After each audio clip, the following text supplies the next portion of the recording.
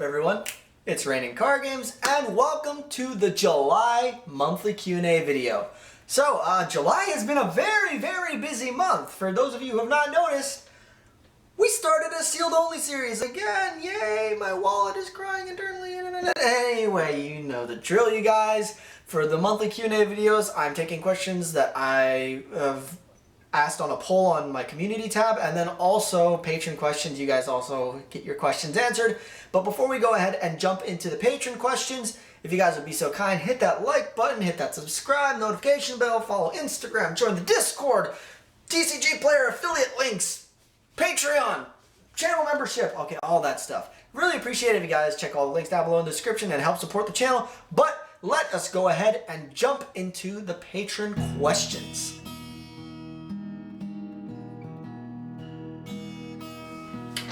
So this is interesting.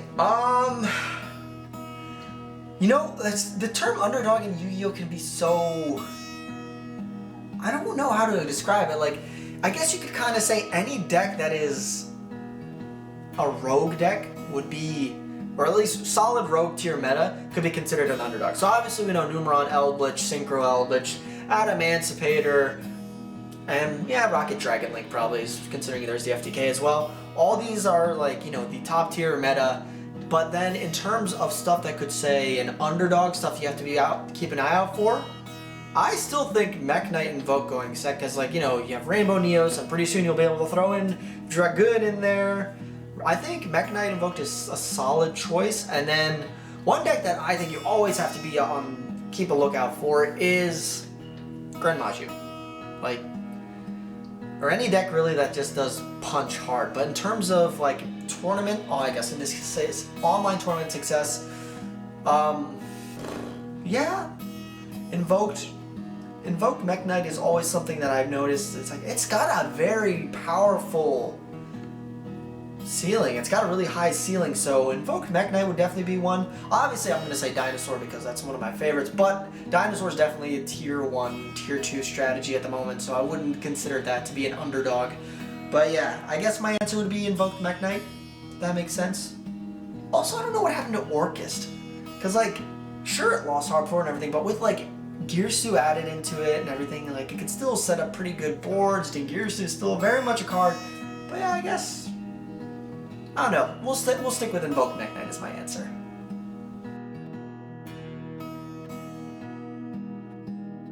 My favorite Yu-Gi-Oh game. Quite easy. If any of you guys ever pay attention to the streams, or if you look at the matches on any of the videos that I make, hey, it's the Joey Chin. It is always Joey's beautiful triangular chin. Brooklyn Rage. Yeah, Joey Chin. If I were to do another series like the Raptor Saga. So, for those of you who don't know, I did have a series earlier, some time back, which was called YouTube Plays Yu-Gi-Oh! The concept being, I build a generic deck. In this case, I picked Raid Raptors, and I need to revisit that deck. Well, I'm going to wait for the new support and fan rate to come out to retweak the deck and the ratios and everything. But the whole premise of the series was, I built a generic Raid Raptor deck. You know, not like a bad, like with terrible staples, but like, you know, a very basic but competent Raid Raptor deck. And then each video, I would go to locals, I'd see how I did, and then based off that, you guys would then like write in the comments, give suggestions that you change this card for that card, blah blah blah, and then I put up a poll, and then the most popular choices would be implemented into the deck. So basically, you guys as the subscribers would change and tweak the deck each episode. And yeah, I had some fun. You guys also suggested some weird things. But in terms of, I do think at some point I'll revisit that concept. I did enjoy that concept. So a deck that I would do for it?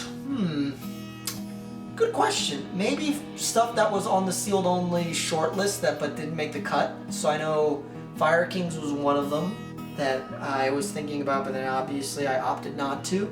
So maybe Fire Kings. Maybe Black Wings. You know, just a couple ideas out there. Fire King, Blackwing. I think I also, at one point I thought about Magical Musketeer, but I was like, no, I want to rather play around with that and just have fun going second in breaking boards. But yeah, I think probably Fire King would have been the top one because that was one of the top contenders for another sealed only idea. Yeah, and that's going to do it for Patreon/YouTube channel member questions. Now, if you guys are interested in becoming a channel patron or a YouTube channel member, links are down below in the description. I really do appreciate the support, and you always get your question featured in the monthly Q&A and then other bonus benefits that are added on that you guys can check out. But let's go ahead and hop onto YouTube questions.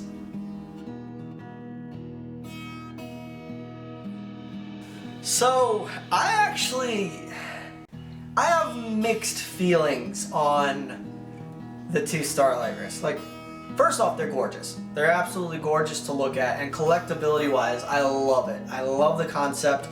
In terms of the cards themselves, I'm mixed. So you see, like, I like the Astral Utopia. I think that's really cool, and it's also, you can use that card because Utopia Double is a very much viable thing for certain decks. So, in fact, I use it myself. So, like, if I had that Astral Starlight Utopia, I'd probably use it in a high-level tournament or something. I wouldn't use it at locals. I just use a regular Utopia. But 10,000 Dragon, it's gorgeous. I love the rarity. I just wish the effect was better. I mean, yeah, I feel like it's kind of too lackluster in terms of the effect. I don't know. I feel like it would be a lot cooler if it had like a much easier summoning condition or something added on top of just having 10,000 attack and defense. Like, yeah, I get it's mostly a collector card, but in terms of effect, like, I don't know. I personally wish it would have had more of a cooler effect than just have tribute monsters to be a legendary Emperor Mahu Garzet. Like, I don't know. For me, the effect was overwhelming, but the whole concept, the art, and the collectability, all of that I love. So, yeah, I guess those are my thoughts on 10,000 Dragon and Utopia.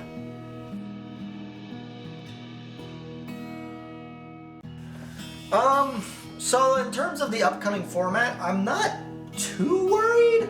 I mean, honestly, the fact that there are more decks that are actually coming into the format that are competitively viable may shake things up just a tad so that it's not just at Emancipator and Eldritch. Granted, Eldritch is just going to tech in Numeron, but it's not unbeatable. And Dragoon definitely will have a big impact as well. I do feel Konami will address things with the ban list, however. So I'm not terribly worried, so September will come along and hopefully we'll get some changes. And then also keep in mind, it also depends on what you play, I guess, too.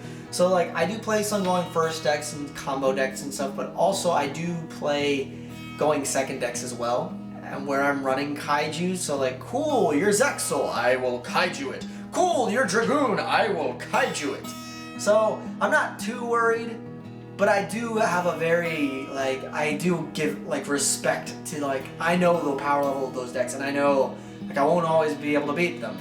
I don't see that Kaiju or anything. Lose the die roll. So no, I have very much respect the power of the cards that are coming into the format.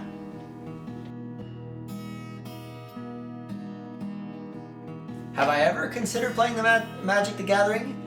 Yes, I have. I actually have friends who play it. Will I? Probably not, because as you can see, I'm very much invested in this children's card game. And yeah, I got other hobbies and stuff too, so as much as I'd love to pour more cash into another trading card game, yeah, no. I think Yu-Gi-Oh! Enough on its own is enough to handle already, and then with like YouTubing, and then work, and then like all my, like, I like to be outdoors, and like all the different kinds of stuff, like, I think just having Yu-Gi-Oh! Currently is my one trading card hobby. We'll keep it at that. We'll keep it at that.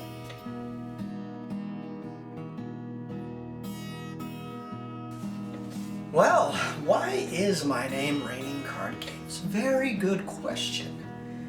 Oh, well, you see, way back when. Well, it's not even way back when then, is it? It's only like been a year? A year and some change, I think. Yeah, I don't know.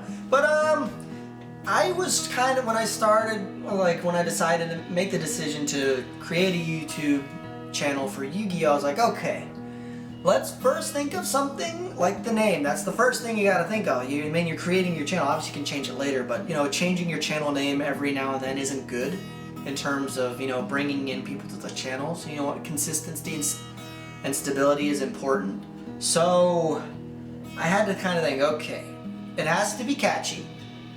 It has to be unique. It has to be easy to remember and easy to search.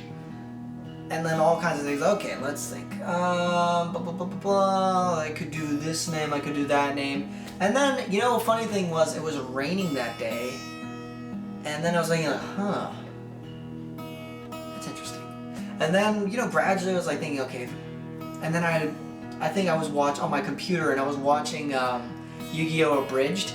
And it was like the special where it had like the 5Ds, and then like you had Jack Atlas going, yes I, oh my god, my voice, yes I card games on motorcycles. So I was like, oh my god, card games. So like, and I was like, said, okay, gotta use the word card games. So I get random, boom, Raining Card Games. And then like, it stuck, it had a good ring to it. It's Raining Card Games, and also there's a kind of like, the little puns like, what's up everyone, it's Raining Card Games. Ah, see, punny. And then also, acronym wise, RCG. So, like, it can be shortened, it's handy, like, it worked. I think overall it worked, it had a nice feel to it, and that's how I settled on the name. Wow, that was a long ramble, but yeah. And that is going to do it for this month's Q&A, you guys. If you didn't get a chance for your question to be featured, there's always next month. Just remember, keep an eye out for the post when I put it on the community tab saying, it's time to submit your votes, or your questions, not votes. Haha. And yeah, thank you guys so much for submitting your questions and being supportive of the channel. Keep an eye out for future videos and live streams, and for people who are interested in when the next Dragoonities will be, it's the sealed only Dragoonity episode will be, it's every 2 weeks. So it will be coming up, I do believe August 11th is the next date that the episode will air. But either way, keep an eye on streams. Usually I'll have a rolling text bar that will explain what's upcoming and news for the channel. But anyway, you guys, that's gonna do it for me. Thank you so much for tuning in, and I'm out of here.